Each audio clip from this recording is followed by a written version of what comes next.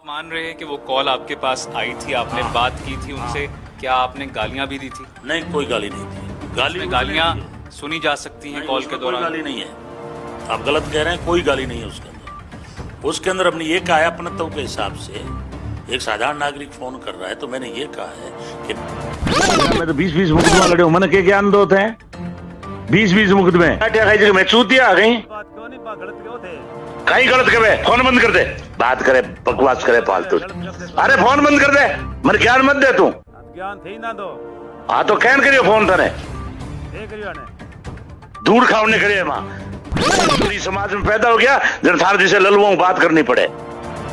मैं आपसे ये पूछना चाहता हूँ, ऑडियो जो सामने आया है वो ऑडियो ऑथेंटिक है या फर्जी है? ऑडियो उसने काट छांट की है।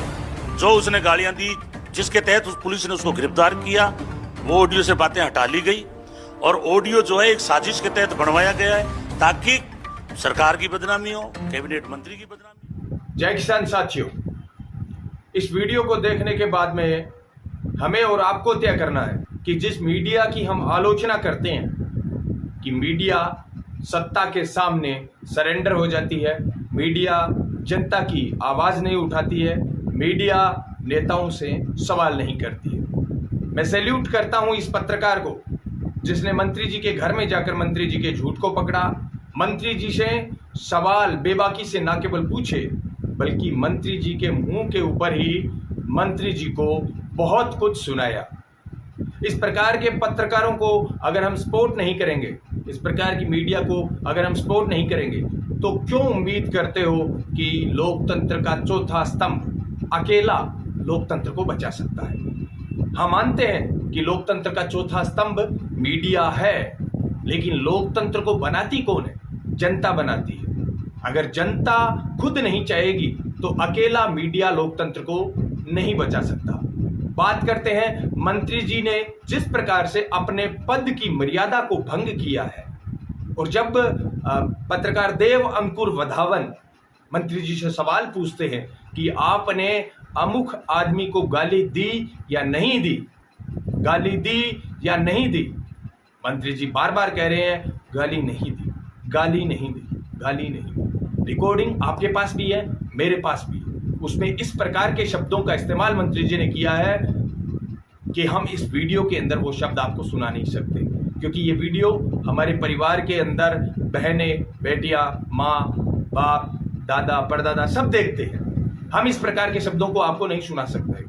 लेकिन कितनी बेशर्मी से मंत्री जी ये कह रहे हैं, आरोप लगा रहे हैं बीजेपी पर या फिर अर्जुन राम पर। मैं यहां पर किसी की पैरवी नहीं कर रहा, हम आलोचना केंद्र सरकार की भी करते हैं, लेकिन मीडिया जब केंद्र सरकार से सवाल करता है तो वो कहते हैं बीजेपी वाले कि आप कांग्रेस से नहीं करते। जब कांग्रेस वालों से करते हैं तो कांग्रेस वाले कहते हैं कि हमसे सवाल मत करो, आप उनसे करो। क्यों भाई? सच को सच और झूठ को झूठ कहने की आदत मीडिया को नहीं, जनता को डालनी पड़ेगी। अगर आपके सामने इस प्रकार से मीडिया ने जो सवाल उठाया है और मंत्री जी ने जो झूठ बोला है गाली देने के बावजूद, और किस प्रकार से ताल ठोक कर ये कह रहे हैं कि 2023 के अंदर हम उनकी जमानत जब्त करवा देंगे। करवाओ जमानत जब्त, वो भी कम नहीं है, लेकिन आप जनता के सामने जनता को गाली दोगे और उसके बाद में कहते हो कि उसने शांति भंग की।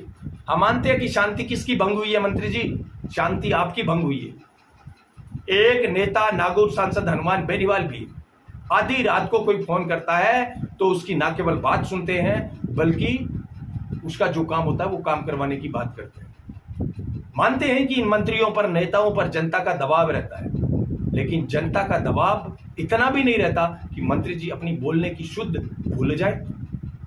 इनको बोलने की मर्यादा जनता सिखा सकती है। रिजर्वेशन के आधार पर इस प्रकार के लोग लोकतंत्र के अंदर चुनकर जाते हैं। मैं एसटी एससी के भाइयों से कहता हूं, बहुत सारी ऐसी प्रतिभाएं हैं, बहुत सारे ऐसे लोग हैं जो सच में दिल से जनसेवा करते हैं। एसटी एससी के बहुत सारे ऐसे लोग हैं, क्यों हम उनको आगे नहीं लाते? पता है क्यों? क्योंकि इस प्रकार के लोगों के परिवारों ने राजनीति को गिरवी रख रखा है, राजनीति को अपनी चार दीवारी में कैद कर रखा है। अगर इस प्रकार के लोगों को हम बेनकाब नहीं करेंगे तो नए नौजवान, ईमानदार नौजवान, कर्तव्यनिष्ठ नौजवान आगे कभी नहीं आएंगे। इस वीडियो को पूरा सुने और उसके बाद में आप खुद तय करें कि मंत्री जी क्या छुपा रहे हैं, क्या नहीं छुपा रहे हैं। यहां पर मैं एक चीज और आपको ऐड करना चाहूंगा। मंत्री जी सरेआम इसके अंदर ये कह रहे हैं कि मैंने आवेश के अंदर कह दिया तो क्या हुआ। ये कोई बड़ा मामला नहीं है, आपको बड़े मामले देखने चाहिए। एक जगह तो ये खुद ये कह रहे हैं और दूसरी जगह कह रहे हैं मैंने गाली नहीं दी।